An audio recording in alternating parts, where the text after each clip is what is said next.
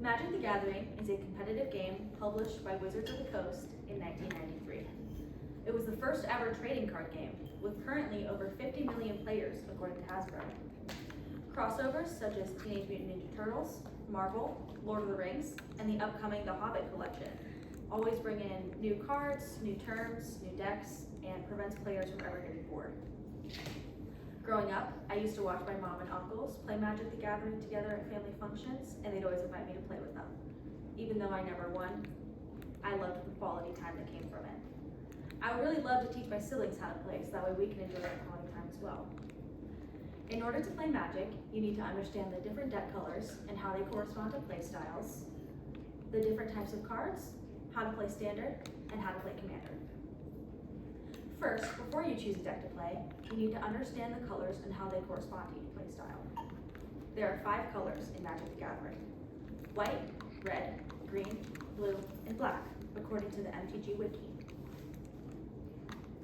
White is the most defensive of the colors. It focuses on life gain, protection, symmetrical plays, either equally benefiting or equally harming everyone on the table. However, it can be overly pacifist and lack creatures. Red is based around impulsivity. My favorite card, Blasphemous Act, deals 13 damage to each creature on the table, regardless if it's yours or your opponent's, calling it a board wipe. Fire spells, impulsive mana draws, and destruction are key components of red decks. Due to this, they can lack a long-term play. Green, in my opinion, is the easiest playstyle to learn. Green is filled with large creatures that can be really difficult to block and hard to kill. Green decks are also overflowing with lands due to an allyship with nature. However, they can be overly reliant on these creatures, leaving them vulnerable to removal spells. Blue is my personal favorite. It is based around complicated chain reactions and controlling the entire board and constantly countering other spells that your opponents play, but it can take time to work. Black is based around cruelty and sacrifice. Black players will drain your life and their own just to prevent you from winning. This can leave them vulnerable with few creatures and cards on the table. Although the specificity does not end here, you can combine 2, 3, 4, or even all 5 colors to create a deck. 5-color decks are very versatile, but they can be prone to mana droughts, mana being land, meaning that you'll need all 5 colors just to play a card in many scenarios. Black, red, and green are the colors of my personal favorite deck. This deck relies on mana cycling to trigger spells and abilities. Mana cycling is when the land goes into the graveyard and then comes back out on the field to be played again. But this deck definitely takes a lot of time to ramp up. Another combination of one of my decks is blue-red. This is what's called a spell slinging deck, meaning it is constantly creating copies of spells with new targets for the copies. But it has little defense mechanisms, so it has to be quick and effective, according to Sutcliffe. Now that you've been interested and learned about the different color combos, you'll learn the 7 different card types. There are lands, creatures, sorceries, instants, enchantments, artifacts, and planeswalkers as the most common. Land cards, known as mana, are the only non-spell cards that you'll play, and they are considered permanents. You can play 1 land during each of your turns, typically at the beginning of your turn. Mana functions as your money. The top right corner of every spell card is going to have a mana cost. When you pay this cost, you will tap the lands by turning them to the side in order to pay. There are 5 basic land types: plains, islands, swamps, mountains, and forests. But you can even have multiple colors of a land, or even colorless. A lot of these come in tapped. Some lands require extra payments, like Karplusan Forest and Rith's Grove. Karplusan Forest can give you 1 basic mana, or it can give you a red or green mana, but deals 1 damage to you in the process. Rith's Grove requires you to put another land card back into your hand in order to play it, but it can give you 3 different colors of mana. These are sometimes worth it, sometimes not, depending on what the player needs. Next, we'll discuss creatures, which are considered to be permanent spells. When a creature is played, they have something called summoning sickness, meaning when they are first played on a turn, they cannot be used to attack or tap for any abilities, according to MTG Wiki. However, if the card specifies that they have haste, this means they don't suffer from summoning sickness. The top of the card is going to be the title of the card, and right underneath the photo is going to be the creature and the creature type. The bottom right will tell you the power / their toughness. Power will be how much they can attack for, and toughness will be how much damage they can take before dying and being placed in the graveyard. It is important to remember that when a creature attacks, it is always attacking the player, but your opponent can choose to block with a different creature.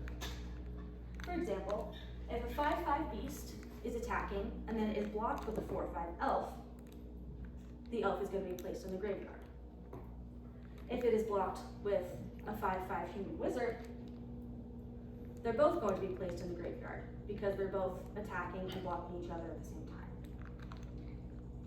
If it's blocked by a 6/6 dinosaur, the beast is going to be placed in the graveyard. Next, we'll discuss sorceries, instants, artifacts, and enchantments, which are all spells that you can cast for a mana cost. Sorceries will be played during your main phase, and it can affect the players or the board. Sorceries are temporary, meaning after they are put into effect, they're immediately placed into the graveyard. Instants work about the same as sorceries, but they can be played at any point in the game, even during a different opponent's turn. So if they place a creature on the board you don't like, you can place an instant down saying immediately kill that creature, according to Afterlife. Next, there are artifacts, which are considered permanents, and they can be combined with other types of cards, such as creatures.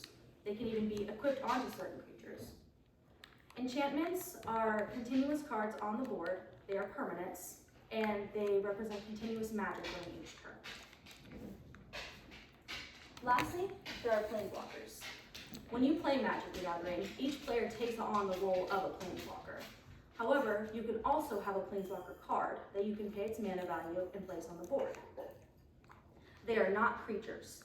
They have a separate life total, represented on the bottom right, and typically their abilities are connected to this life total. When an opponent attacks you, they can attack you or your planeswalker. Now that you can recognize different cards, here's how to play Standard and Commander. In Standard, you have 60 cards from the most recent 17 sets in your deck. You place your deck to your right or your left, along with a graveyard. This is played between 2 players, and you both start with 20 life, according to Wizards of the Coast. In Commander, there's 100 cards instead of 60, and you cannot have any repeat cards in the entire deck. The format is going to be set up the same, except you have your commander. A commander is going to be a legendary creature that is going to be placed in the command zone. You can play it from its command zone at any point during the game, and just for its mana cost.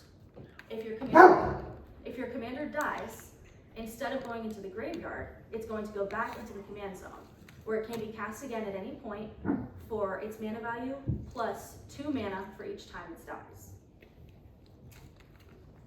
The basic turn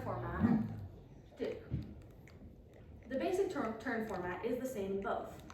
You have your beginning phase, where you untap, upkeep, and draw.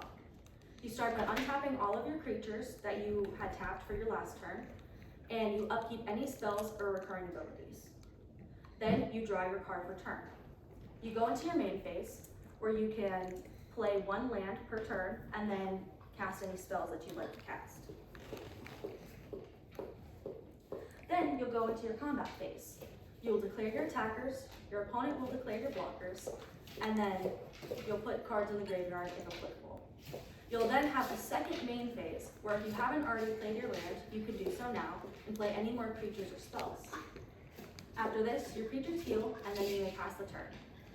Everybody goes back and forth until somebody dies.